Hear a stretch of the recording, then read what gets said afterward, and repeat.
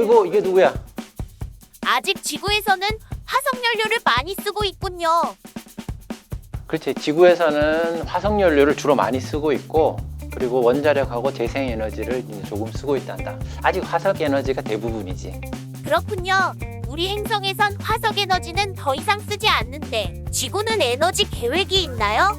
계획은 화석에너지를 앞으로 안 쓰겠다는 계획을 갖고 있는데, 그게 그렇게 그냥 저절로 쉽게 되는 일은 아닌 것 같아요. 왜 그런지 오늘 좀 설명을 해줄게. 오, 그럼 멋진 설명 부탁할게요. 그래, 반가워. 안녕하십니까. 카이스트 원자력 및 양자공학과 정용훈입니다.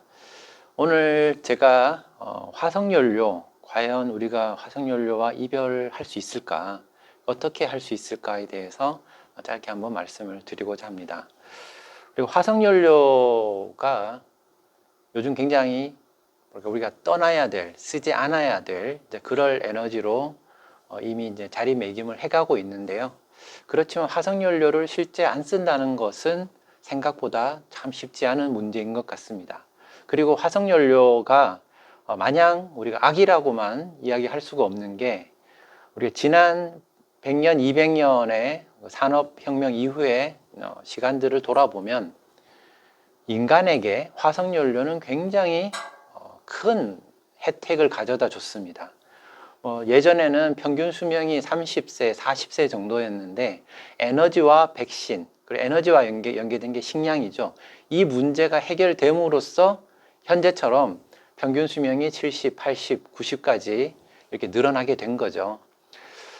현재도 지금 이 슬라이드에서 보시는 것처럼 통신혁명이 이제 일어났지만, 여전히 에너지 혁명은 모든 지구인들, 우리 세계인들에게 혜택이 골고루 돌아가고 있지는 못한 실정입니다. 그리고 여전히 많은 국가들은 화석연료도 충분히 쓰지 못해서 어려운 지경에 있는 실정이고요. 그렇지만 여하간 이 화석연료는 지금까지 큰 역할을 해줬음에도 불구하고 앞으로 100년, 200년을 봤을 때는 지금처럼 쓰기에는 어렵습니다. 기후위기가 그 하나가 되겠고요. 그리고 환경오염이 그 두 번째가 되겠죠. 그리고 가격이라는 것은 세 번째 문제 정도 될 것 같습니다. 그럼 화석연료가 왜 우리가 끊기 어려운가? 이건 마치 우리가 다이어트가 왜 어려운가 하는 것과 같은 원리입니다. 화학적인 에너지의 그 뛰어난 엄청난 밀도 때문인데요. 여기 보시는 햄버거 하나가 670kcal입니다. 우리가 여기에다 4.18을 곱하면, 대략 4 정도를 곱하면 킬로줄이라는 단위로 바꿀 수 있는데요. 그럼 자그마치 2800kj이 돼요. 가격은 한 5,000원 정도 하겠죠. 이제 오른쪽에 보면 엿기를 들고 있는 사람이 보이는데, 우리가 저 엿기의 무게를 50kg이라고 하면 바닥에서부터 이 머리 꼭대기까지 대충 한 2m, 그리고 중력 가속도가 10이니까 2에다가 10 곱하고 50kg, 또 50 곱하면 딱 1000이 나오죠. 이게 1000줄입니다. 1kg이죠. 햄버거 하나가 2800kg이에요. 저 자그마한 부피에 2800kg이 들어가 있어요. 그럼 저걸 하나 먹으면 우리가 저 엿기를 50kg짜리를 무려 몇 번을 들어 올릴 수 있을까요? 2800번이 되겠죠. 그런데 우리 몸이 효율은 100%는 아니니까 대충 20% 효율을 잡아도 5로 나눠도 500번 이상 들어 올려야 되는 거예요. 그러니까 저 햄버거를 하나 먹고 내가 운동을 해서 살을 빼야지 하면은 50kg짜리를 적어도 500번 정도는 들어 올리셔야 해결이 돼요.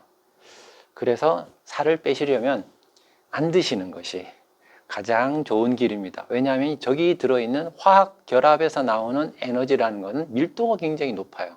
그래서 우리가 음식을 먹고 일을 할 수 있지만, 우리 운동을 해서 음식을 많이 먹은 걸 어떻게 해결해 보겠다는 건 굉장히 힘듭니다. 화석연료가 똑같은 형태의 화학적인 에너지인데요. 연탄 한 장, 요즘은 많이 쓰진 않습니다만은 저기 한 3.3kg 바짝 마른 거는 그 정도 되는데, 저기에는 자그마치 6만 킬로줄의 에너지가 들어있어요. 그러면은 효율을 30%만 잡아도 3분의 1만 잡더라도 2만 킬로줄의 어떤 기계적인 에너지를 낼 수가 있는 거죠. 아까 그 50kg짜리 엿기를 몇 번을 줄 수 있을까요? 2만 번을 줄 수 있는 거예요. 그런데 저 석탄 가격이 얼마냐? 500원. 뭐 비싸봐야 1,000원을 넘지 않아요.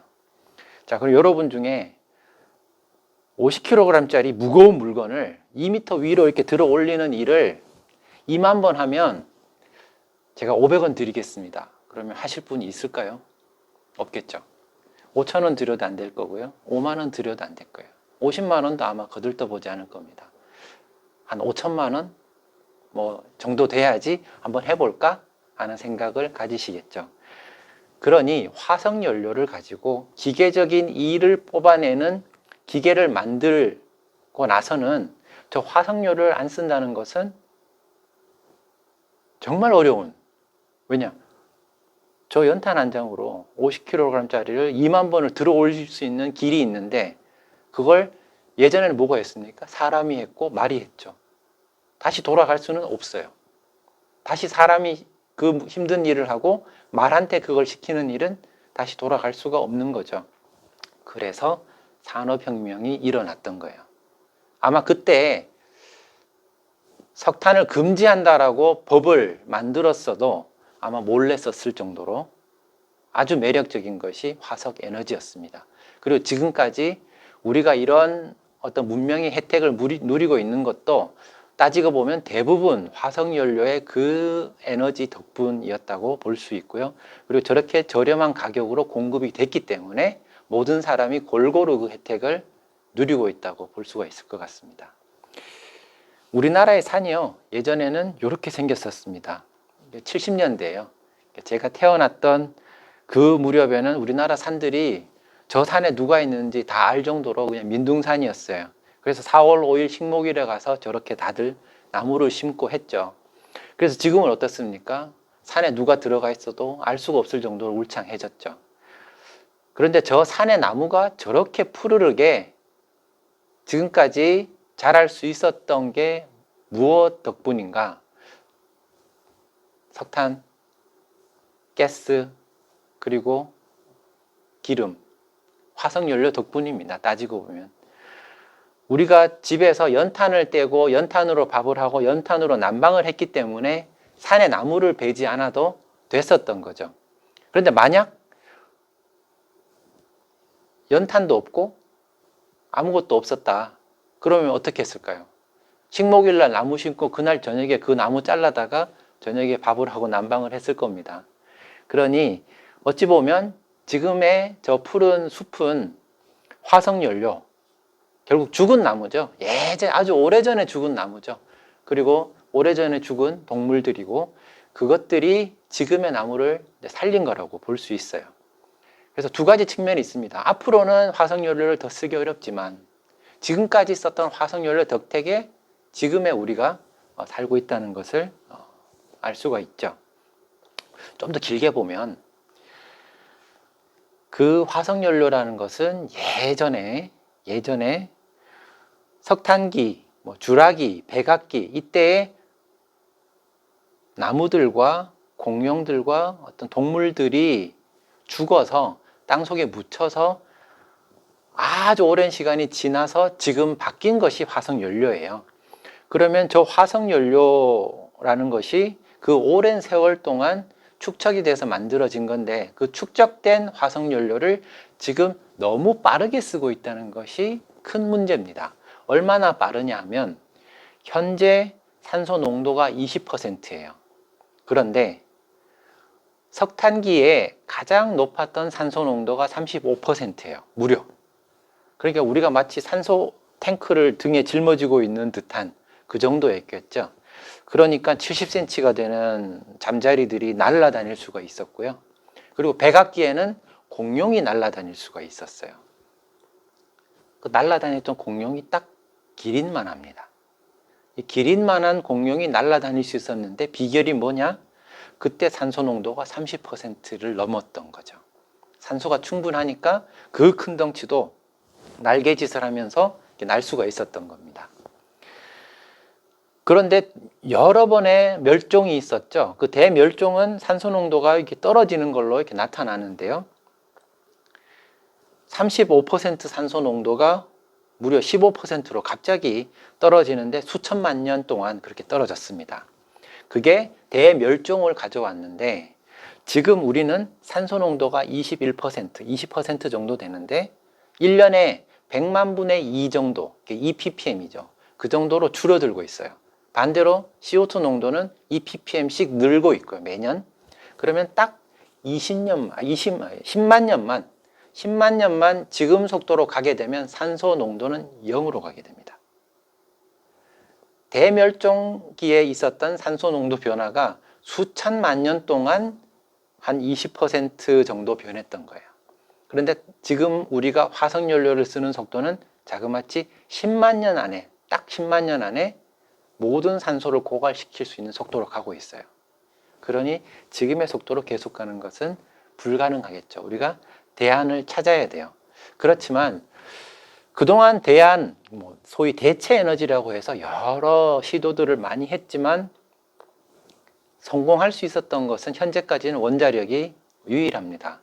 왜 원자력이 대체를 할 수 있었느냐 따져보면 우리나라 1인당 전력 소비가 대략 10,000kWh 정도가 되는데요. 이게 전기 요금으로 따지면 110만 원 정도가 됩니다. 가정에서 쓰는 거, 학교에서 쓰는 거, 가게에서 쓰는 거, 공장에서 쓰는 거, 기타 등등 모든 걸 다 했을 때 1인당 110만 원어치 전기를 쓰는데요. 그게 여기 보이는 요 해결료 우라늄입니다. 우라늄으로 만든 요 해결료 이 조각 요거 5개 정도면 요거 5개 정도면은 우리가 1인당 1년 쓰는 전기를 모두 만들 수가 있습니다. 그리고 여기에 들어가는 요런 거 5개 만드는 데 들어가는 천연 우라늄이 있죠. 천연 우라늄은 가격이 25,000원 정도 들어갑니다. 그런데 전기는 110만 원어치가 나오게 되죠. 그래서 아주 경제적이에요. 그리고 에너지 밀도가 끝내줍니다. 왜냐하면 요거 5개에 들어있는 에너지로 전기를 만들면 이걸 만약 석탄으로 만든다 그러면 연탄이 자그마치 1,400장이 필요해요. 1,400장. 그리고 연탄을 석탄 가격으로 하면 요즘은 좀 많이 올랐습니다. 100만 원 정도 됩니다. 아까 천연 우라늄 가격이 25,000원이라고 그랬죠. 석탄 가격은 100만 원이에요. 그러니까 석탄을 대체할 수 있는 아주 강력한 대안은 현재까지는 원자력이 검증이 된 거의 유일한 거죠. 그리고 석탄은 24시간 쓸 수 있죠. 그런데 태양광이나 풍력은 안타깝게도 24시간 쓰지 못합니다. 그냥 있을 때 써야 되고 없을 때 쓰기 위해서는 저장을 해야 되는데 굉장히 작은 양만 할 수 있고 비싸요. 그래서 아직까지 완전한 대체품은 되지 못하고 있고 우라늄은 석탄의 대체품으로서 그간 굉장히 큰 역할을 해왔습니다. 그리고 앞으로도 할 거고요. 이런 우라늄을 가지고 에너지를 만들면 장점이 CO2가 발생이 전혀 안 됩니다. 얼마만큼 안 되냐면 원자력에서 나오는 CO2는 1kWh를 만드는데 12g 정도가 나와요. 그런데 풍력이나 해상풍력, 육상풍력 같은 경우는 원자력하고 비슷한 수준입니다. 그리고 태양광은 그 모듈을 만드는데 에너지가 굉장히 많이 들어가서 한 48 정도 되고요. 그런데 화석연료를 보면 석탄이나 가스는 490, 820 해서 비교가 안 될 정도로 많은 CO2를 내보내고 있죠. 그래서 앞으로 CO2 배출이 없는 에너지로 대체를 하기 위해서는 여기 보이시는 원자력 그리고 풍력 혹은 태양광으로 대체를 할 수밖에는 없습니다. 그렇지만 아까 말씀드렸듯이 태양광하고 풍력은 좋습니다만 안타깝게도 가격이 비쌀 뿐만 아니라 24시간 내가 원할 때 쓰는 데에 한계가 있습니다.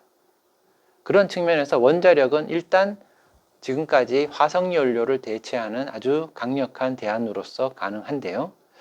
여기 보시는 이 큰 항공모함, 여기에 대략 한 5,000명 이상이 안에 살고 있습니다. 근무를 하고 있는데 여기에 원자력 발전소와 비슷한 원자로가 들어있어요. 2개가.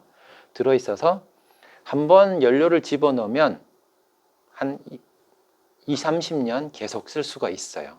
그래서 이런 항공모함은 비가 오건 뭐 밤이 되건 바람이 불건 바람이 안 불건 그냥 안정적으로 전기와 물을 지속적으로 공급을 할 수 있습니다.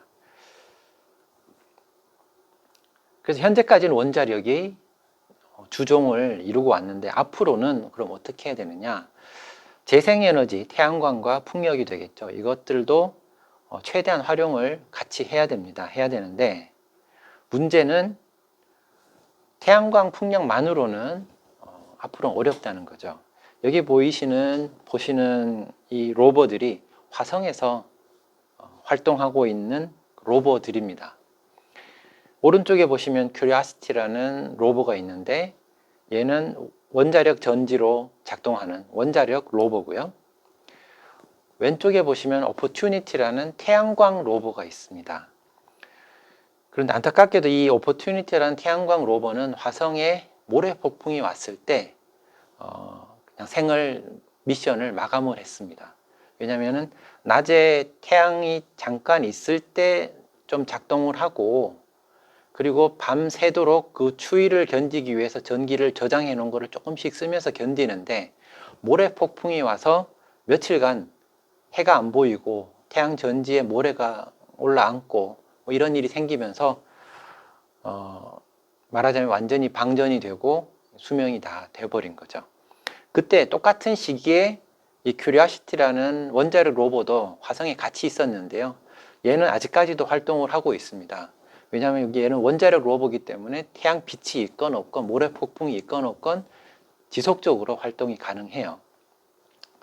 그래서 화성을 탐사할 때도 태양광 로버는 어떤 크게 만들고 활동을 크게 하는데 제약이 있기 때문에 사진을 찍어서 지구로 전송한다든지 이런 아주 가벼운 임무를 많이 주로 하고 있고요.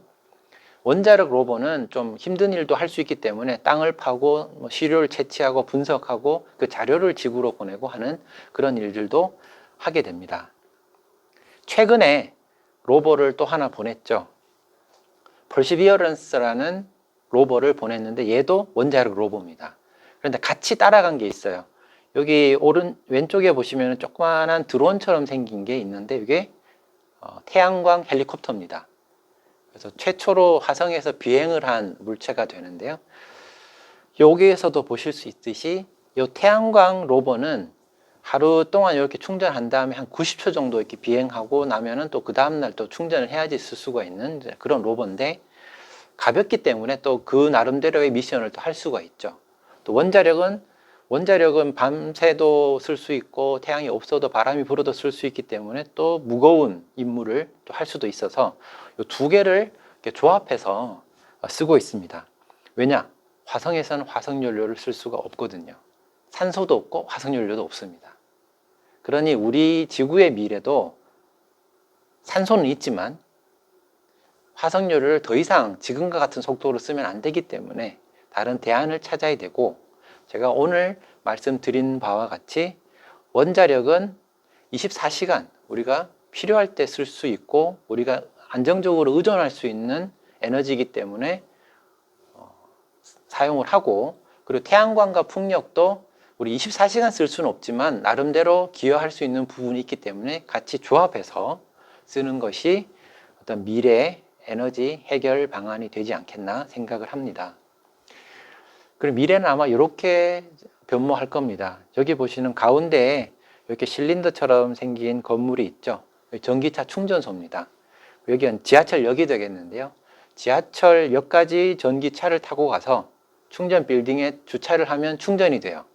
그리고 저 지하에는 조그만한 소형 원자로가 들어가 있고요. 그리고 뭐 지붕에는 태양광 패널을 깔 수도 있겠죠. 화석연료 없이 우리가 자동차를 사용하기 위해서는 전기 자동차로 가야 되는데 그 전기를 화석연료 없이 만들기 위해서는 또 원자력과 재생에너지 두 가지가 쓰일 수밖에 없을 것 같습니다. 그래서 요약드리면 우리가 앞으로 우리의 에너지 미래를 설계할 때는 원자력을 24시간 우리가 주종으로 쓸 수 있는 베이스로 해서 그리고 잠깐 쓸 수 있는 태양광과 풍력을 조합해서 에너지 믹스를 우리 커피 믹스처럼 이렇게 섞어서 사용하는 것이 우리가 화석 연료에서 다음 단계로 나아갈 수 있는 유일한 길이라고 생각합니다. 경청해 주셔서 고맙습니다. 와, 박사님, 듣고 보니까 정말 멋진 에너지 계획이 다 있군요. 원자력과 재생에너지 계획이 꼭 실현되길 기원할게요.